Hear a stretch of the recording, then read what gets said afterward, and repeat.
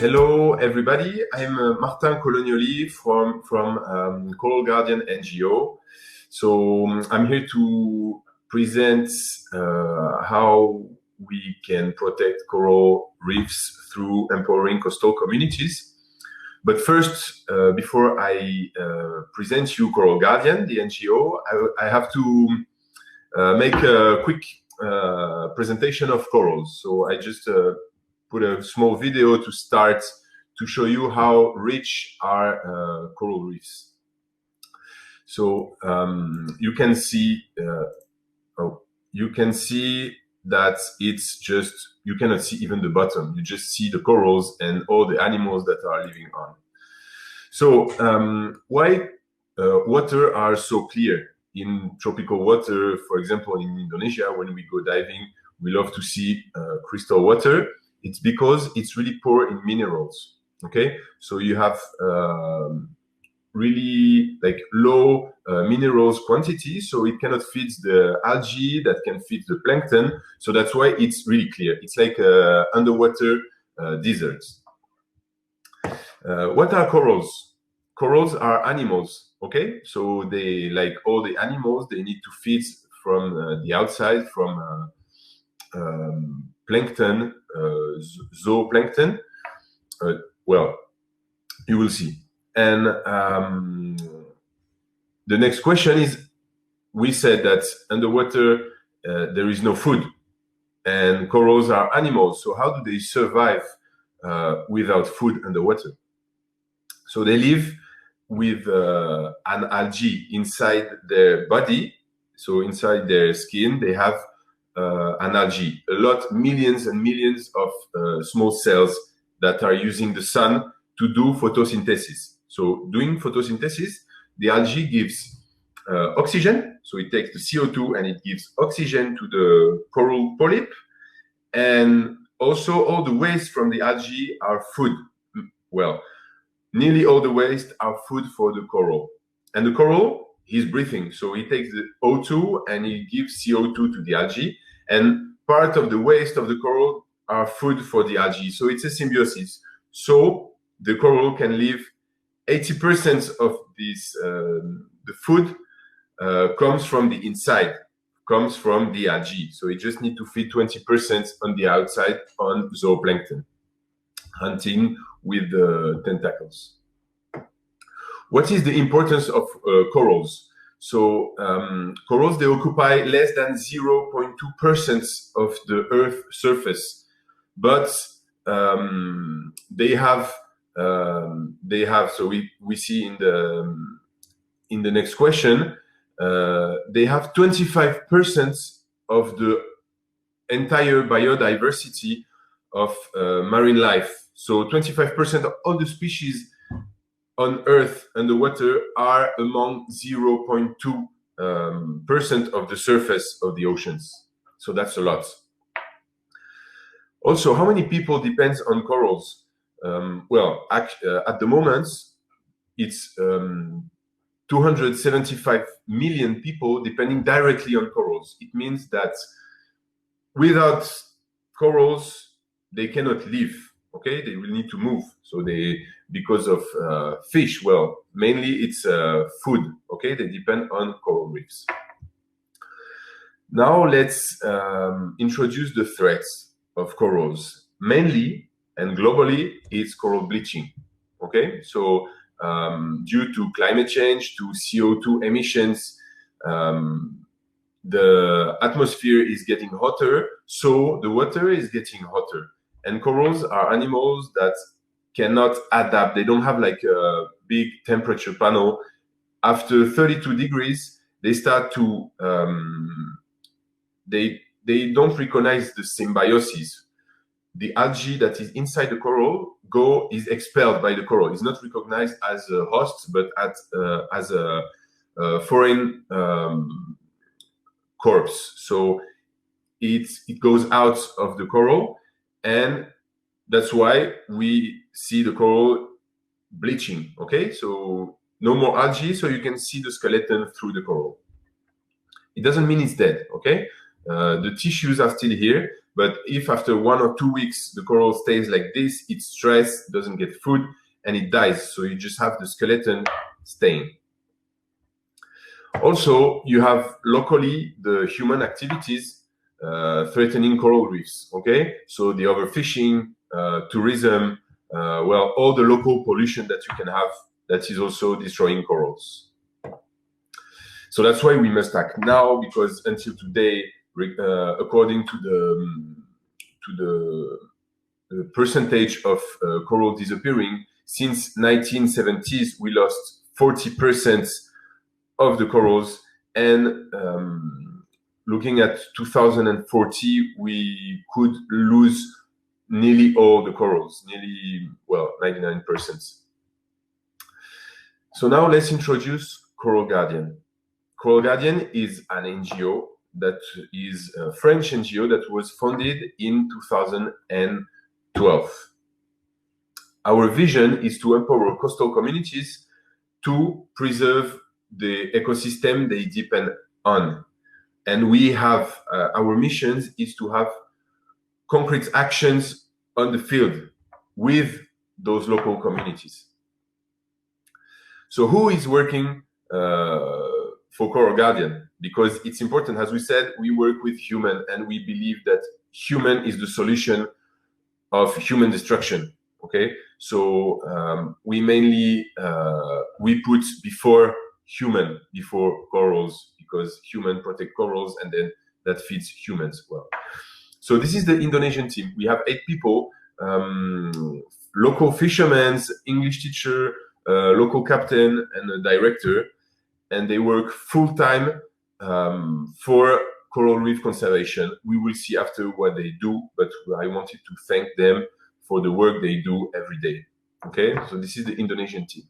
Then we have the French team, the volunteer team, that is composed of divers, of scientists, graphists, project manager. Well, all the people that have job somewhere else, but they give time to the NGO to make it progress.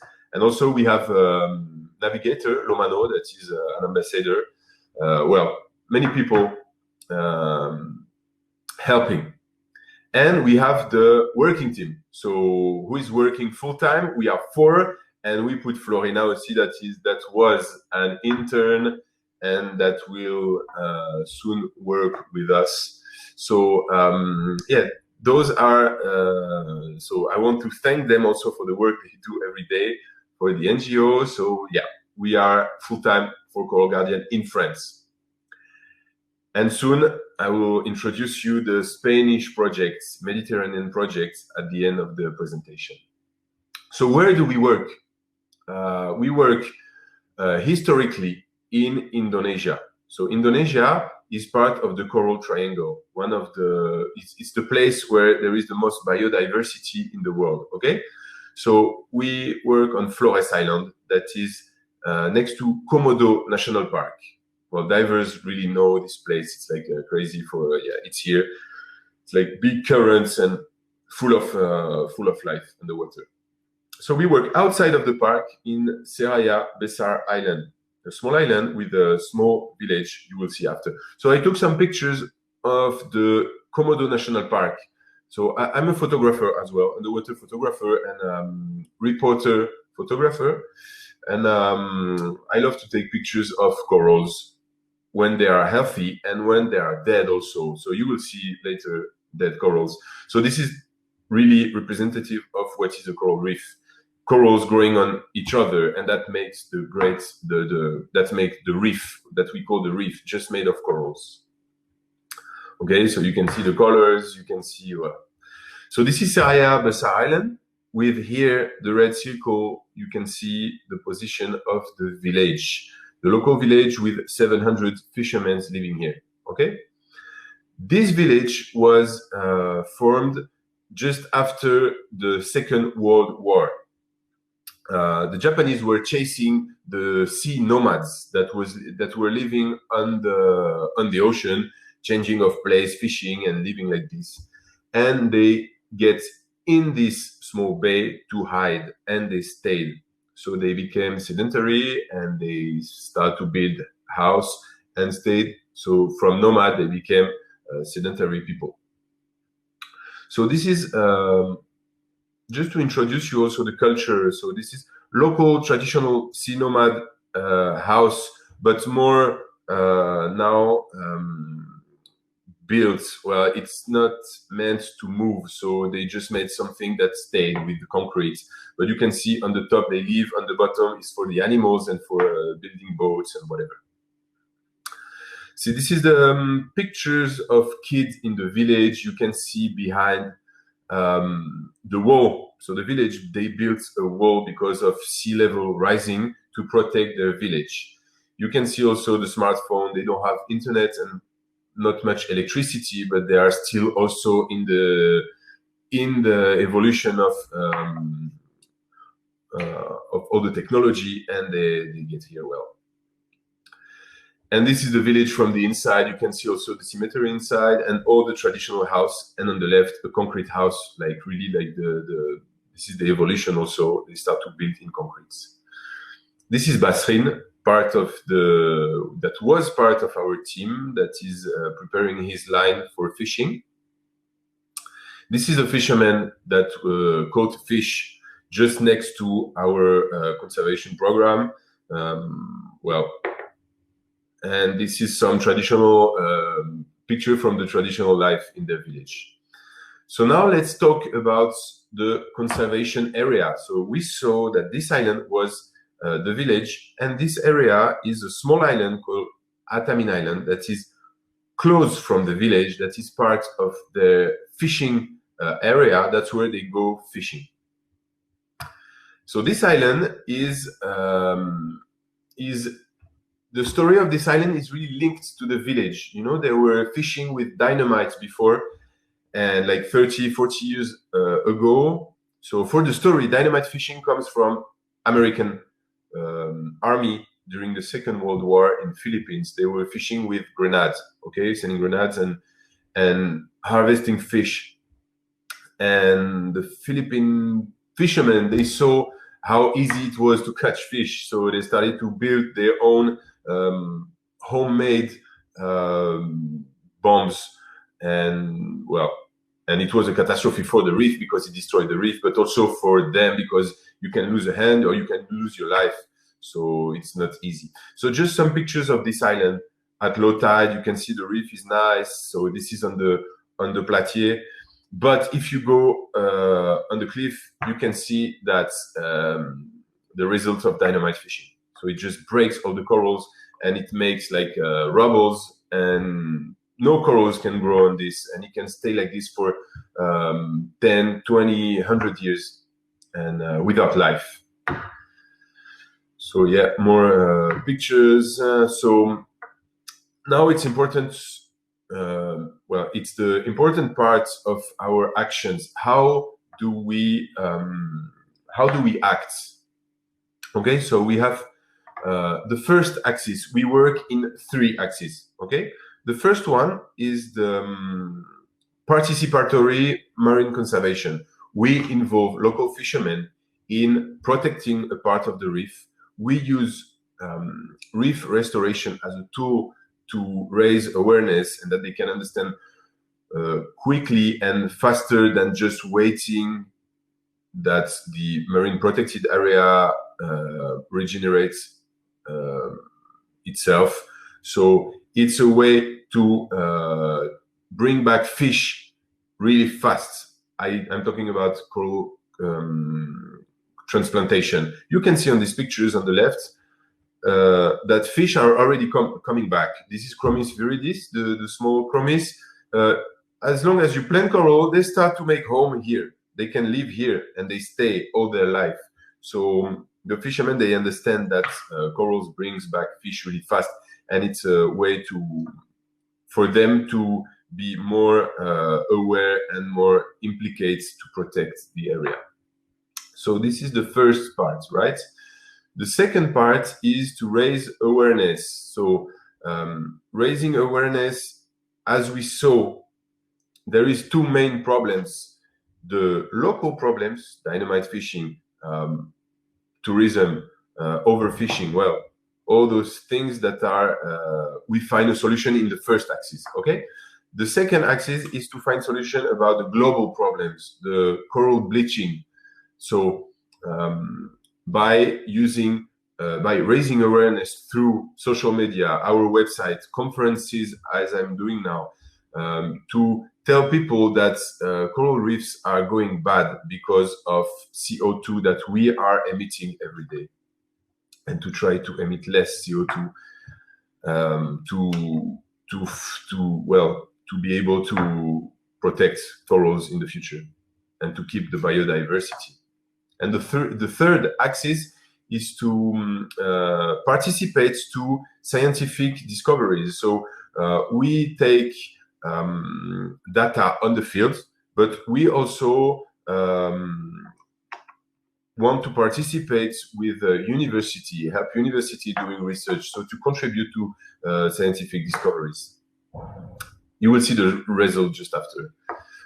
So what are the results of all those of our work? So we could on this place set up a marine protected area of 1.2 hectares. 1.2 hectares is not big, but the goal is to be able to give this program in this village can be replicated in the second village and the third village. And if all the village get one protected area of 1.2 hectares, it becomes big then, you know? So it's like small actions many times. So this is for the marine protected area.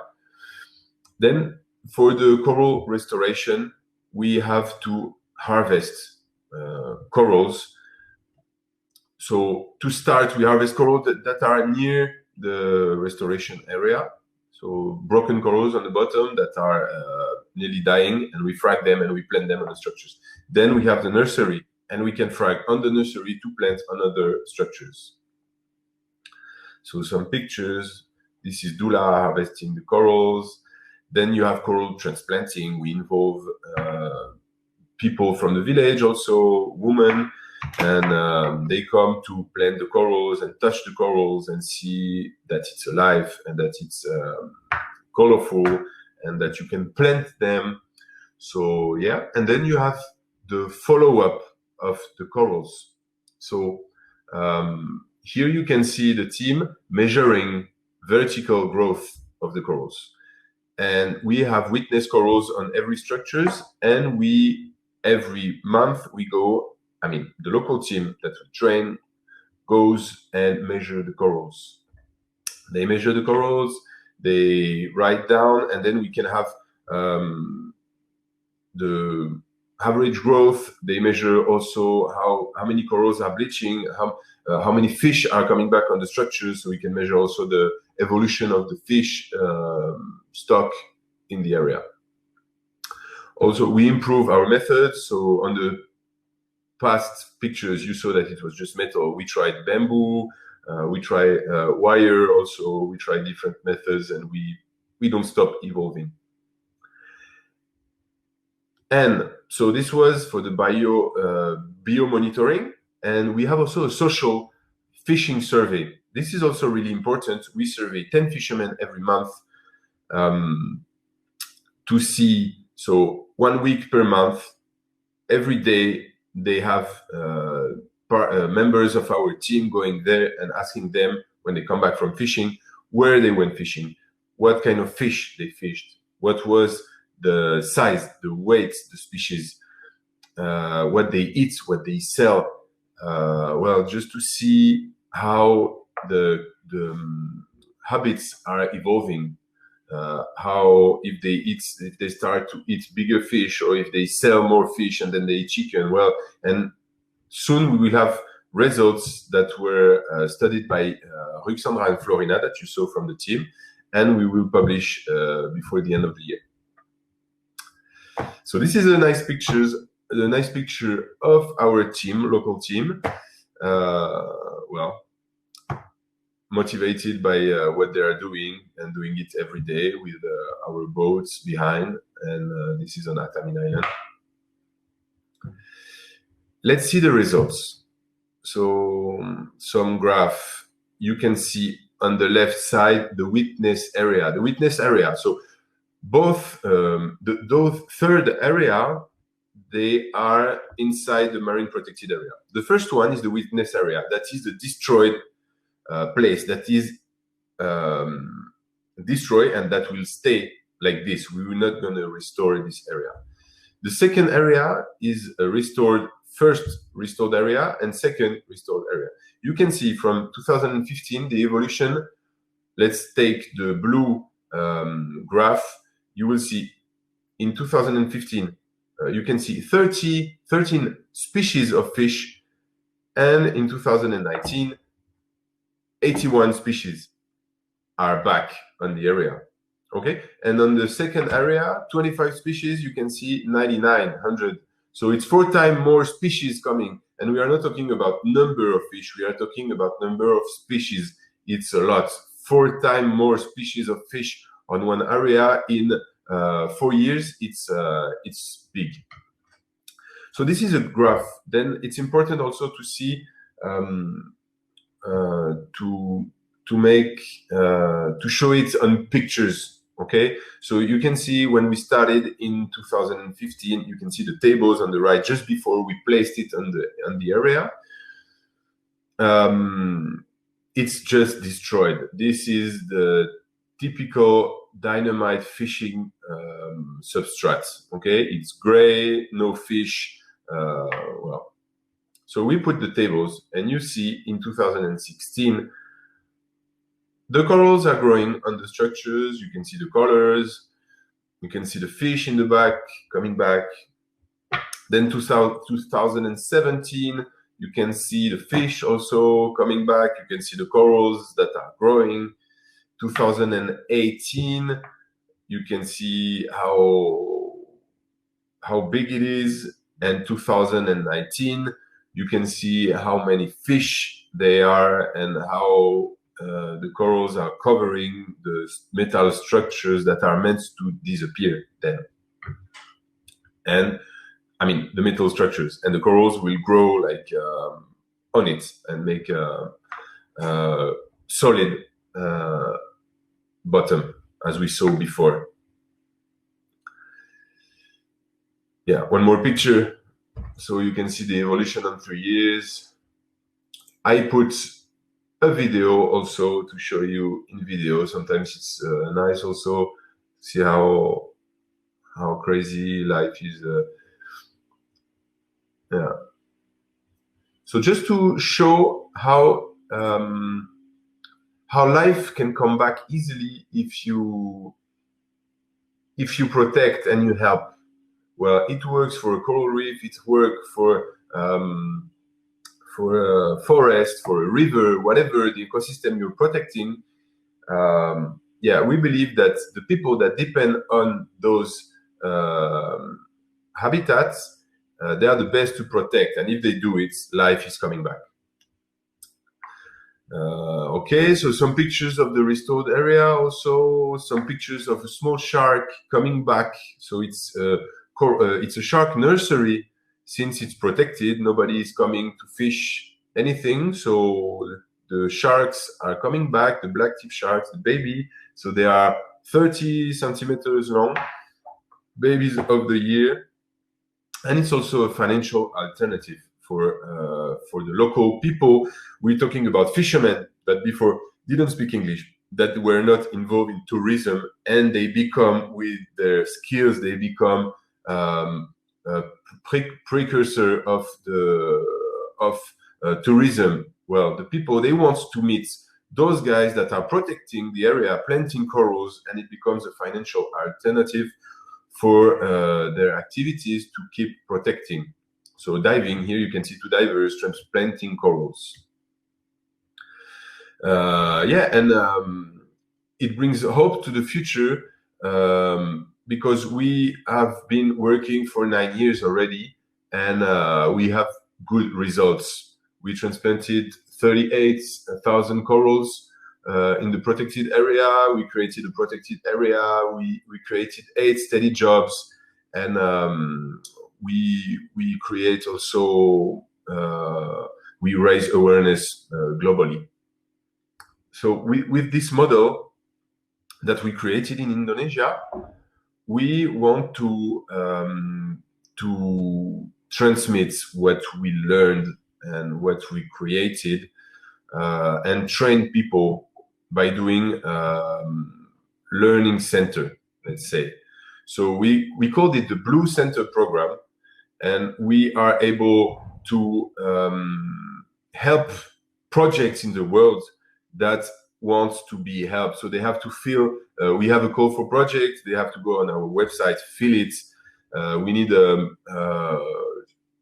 motivated person, project manager with a local NGO that wants to do coral reef conservation projects, and we study what they wrote in the call for projects, and then we maybe help these projects. And so this is the big news of this year, of this month. We are starting a new program, conservation program in Mediterranean Sea, South Spain, near Malaga. It's in Punta de la Mona. It's held by a local NGO that is called Equilibrio Marino. And the program is called SOS Corals. We help them in many ways as well, all the ways we can, scientifically, with communication, financially, with all we know. And also it's important to tell that we learn also from them. So we teach them what we know, and they teach us what they know, to make our knowledge stronger. So thank you to them, and next time we'll present the team. You will be part. They will be part of the team when we present the team. Also, how you can get involved in Coral Guardian and to help us. So as we said, is with volunteering. Volunteering, if you have a special skill and that you want to help, you can send us an email. But also we have a program that is called Adopt a Coral. So it's a donation on our website that will help the main, that will help the NGO to work. So locally in France. So you give money on our website, the local team plant a coral, they send you the certificate with the pictures of your coral, the person that planted it, the local, where it was planted with the GPS point, the name you want to name your coral. And it's a really nice gift for Christmas or whatever. It's a beautiful gift, and it's 30 euros. So thank you for listening to me. If you have any question, you can write here in the box, or you can also send us an email through Facebook, Twitter, Instagram, and you can see our picture, our video on YouTube.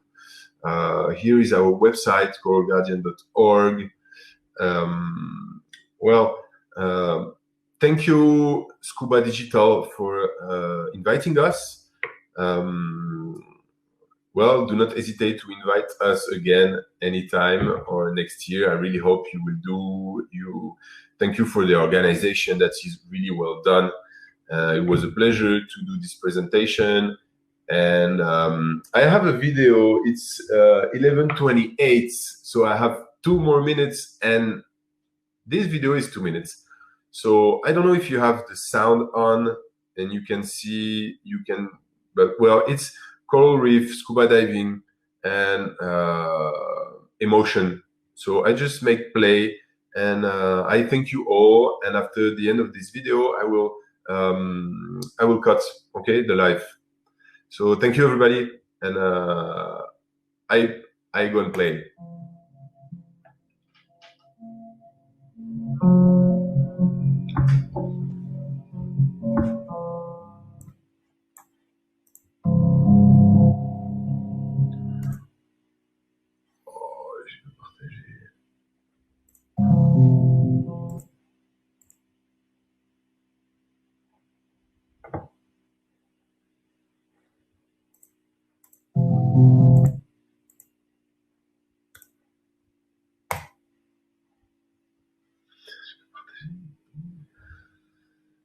J'ai pas partagé.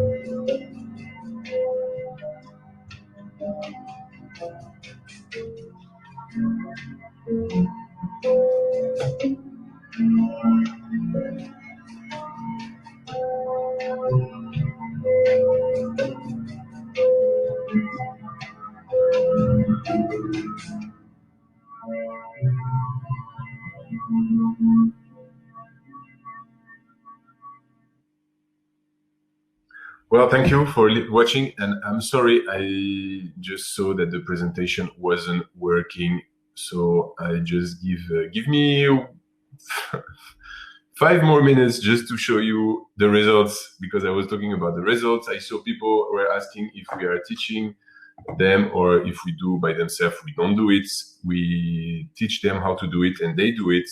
So I just want to show you some pictures. I'm so sorry. I thought it was sharing and then I couldn't see the screen. I was on my presentation and it wasn't sharing.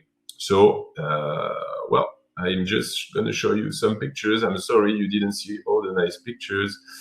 So, well, Indonesia, Flores, Komodo National Park, the corals of Komodo National Park with all those beautiful colors.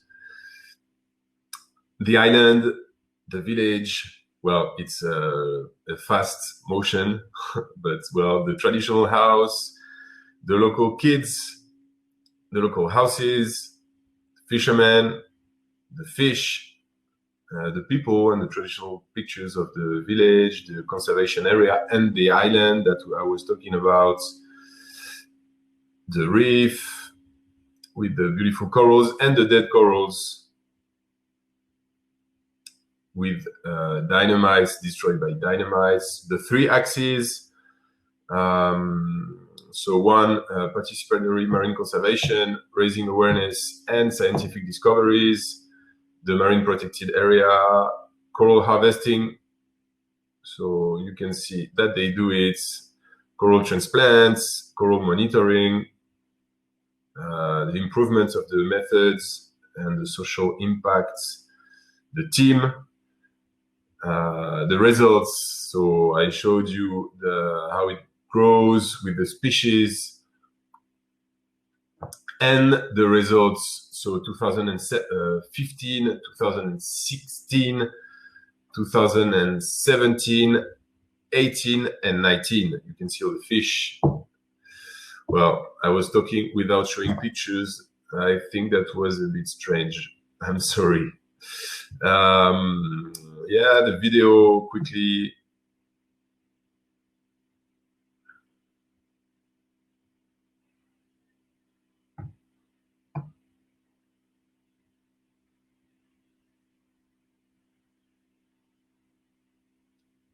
The team doing the maintenance, the tables, the small shark coming back, baby sharks, the divers planting corals, well, the assessment, transmission, and the project in Mediterranean Sea, the coral certificates for Adopt a Coral, and the last image.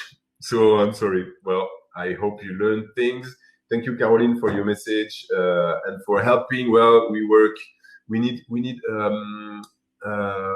people in France mainly for well, we have legal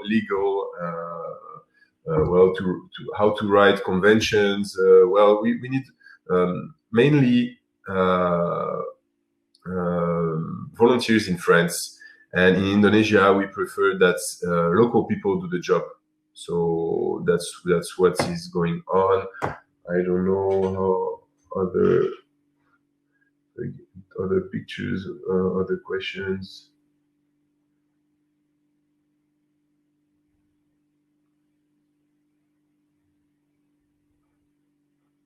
Well, thank you everybody, and sorry again, but well, technical fail for me. So thank you for listening, and do not hesitate to send me emails or whatever message on Facebook if you need informations or well. We have an exhibition, a photo exhibition now in Musée Oceanographic Museum of Monaco until 2021 January. Well, thank you everybody. Have a nice